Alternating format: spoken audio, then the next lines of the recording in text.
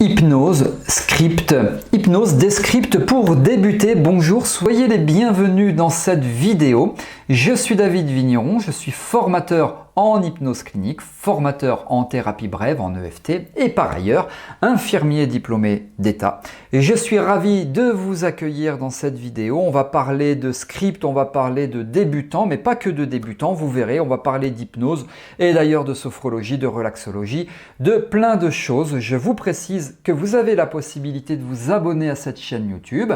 Pour cela, cliquez sur le bouton s'abonner et activez la cloche de notification pour être informé lorsque je sors de nouvelles vidéos et c'est tout à fait régulier.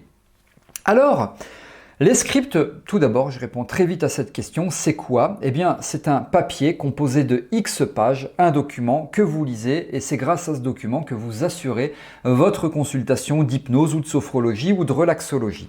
Je vous dis ça d'une façon un peu brute de décoffrage, mais à 90%, c'est ça. Évidemment, ce script doit être réfléchi, il doit contenir l'ensemble d'une séance. Je vais avoir l'occasion d'en parler pour qu'il soit le plus efficace possible. C'est comme ça que ça fonctionne, c'est ça. Alors, moi je précise d'abord qu'au début, j'étais tout à fait contre.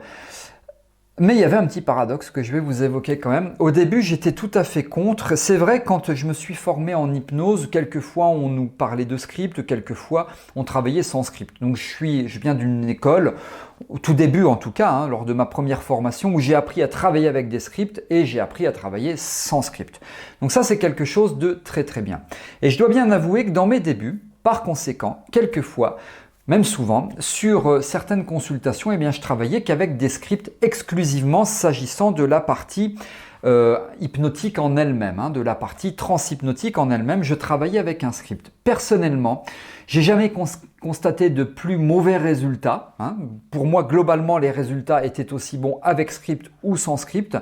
Donc, et d'ailleurs, les personnes qui utilisent des scripts que je côtoie n'ont jamais non plus évoqué le fait qu'à cause des scripts, il y a des résultats qui sont médiocres. Non, au contraire, moi je trouve que ça c'est même plutôt comme quand on travaille sans script. Donc d'un point de vue résultat, je ne fais pas de lien de cause à effet. Donc au début, j'étais contre ces scripts-là, mais je pratiquais quand même. Donc il y avait un espèce de petit conflit intérieur. En tout cas, je ne le disais jamais. Je le disais à personne que je travaillais avec des scripts. En formation, voilà, je disais pas je travaillais avec des scripts parce que je suis devenu formateur en hypnose, ou quand je parlais à d'autres stagiaires quand j'étais étudiant stagiaire, ou avec d'autres amis hypnothérapeutes ou sophrologues ou relaxologues, alors à personne je disais je travaillais avec des scripts parce que je trouvais ça humiliant et dégradant. Or, c'est pas du tout le cas quand on voit les résultats qu'on obtient avec les scripts. Donc maintenant évidemment je pense plus ça. Alors, donc pour débuter, oui, évidemment, c'est une excellente aide quand on débute, mais il ne faut pas travailler qu'avec ça. Moi, je dis script, oui, mais pas que les scripts. En tout cas, c'est comme j'ai fait. Moi, j'ai appris à travailler avec les scripts et sans script. Mais il ne faut pas avoir honte de travailler avec des scripts parce qu'il y a des résultats, donc je dis oui. Alors, je pensais au début que les scripts n'étaient pas adaptés aux consultants. Je me suis dit, c'est pas adapté au consultant parce que c'est un bout de papier, on ne lui parle pas de sa vie. Enfin, en thérapie, on n'est pas toujours obligé de parler de la vie du consultant. Ça dépend évidemment de la problématique, mais en tout cas, c'est pas toujours obligé de parler de sa vie.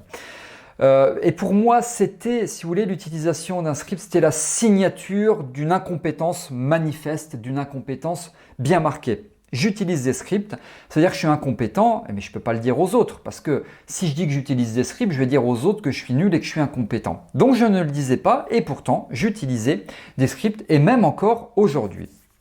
Alors, pour débuter, oui et non à la question, est-ce qu'on peut utiliser des scripts pour débuter? Je réponds oui et non. Oui, vous pouvez, mais pas que pour débuter, même dans les suites. D'ailleurs, ma formation de praticien ATN en sevrage tabagique, il y a une partie durant laquelle les praticiens travaillent avec un script qui est ultra personnalisé. C'est vraiment un script dynamique, 100% personnalisé et donc 100% personnalisable, mais il y a quand même, dans le fond, l'utilisation d'un script et on arrive à 95% de réussite. Donc, moi, je dis oui.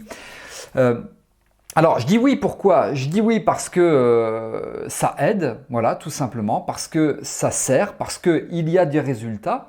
Pour autant, à mon sens, les scripts, pour que ça fonctionne, parce qu'il y a quand même on s'intéresse aux résultats, hein, pour que ça fonctionne, il y a des conditions à réunir. Je l'ai évoqué au début de cette vidéo, pour moi, le script doit contenir une séance entière. Alors une séance entière, c'est quoi? C'est une induction, c'est un approfondissement, c'est un travail thérapeutique, c'est une réassociation, c'est tout ça.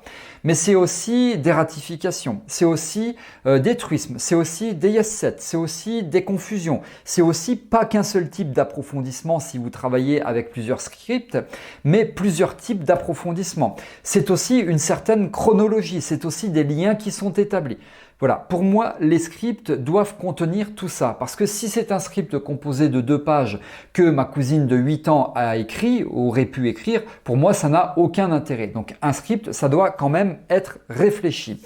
Un script, pour moi, doit être adaptable au rythme du consultant. Ça veut dire quoi? Ça veut dire que vous devez vous adapter en termes de vitesse de lecture à votre consultant. Bon, ça, ok. Mais surtout adaptable au rythme du consultant. C'est-à-dire que si par exemple vous utilisez un script sur le deuil, donc d'un défunt, d'une personne aimée, d'un être cher qui est décédé, on sait qu'au début, en termes de libération émotionnelle, ça ne va pas partir très très vite.